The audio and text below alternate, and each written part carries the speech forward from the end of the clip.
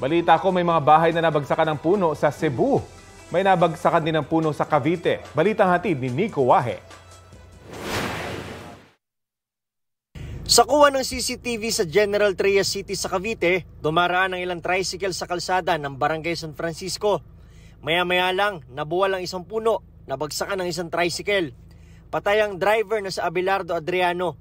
Sugatan naman ang pasahero niyang si Bon Rubia. Base sa investigasyon, lumambot ang lupa na kinatatayuan ng puno dahil sa sunod-sunod na pag-uulan sa lugar. Natumba rin ang mga puno sa lungsod ng Talisay sa Cebu. Nasira ang 7 bahay sa iba't ibang barangay matapos mabagsakan. Dahil dyan, humiling na mga residente na putulin ang mga puno na malapit sa kanilang bahay. Ayon sa mga opisyal, marami ng pinutol na puno pero inaasahan pa rin nila ang pagdami ng request ng mga residente dahil sa inaasahang masamang panahon ngayong Burr months. Bunsod ng tuloy-tuloy na pag-uulan, bumaha sa ilang bahagi ng bayan ng Nara sa Palawan. Ang Princess Urduhan National High School pinasok ng tubig kaya stranded ang ilang estudyante. Pero ang ilan nilusong na ang baha.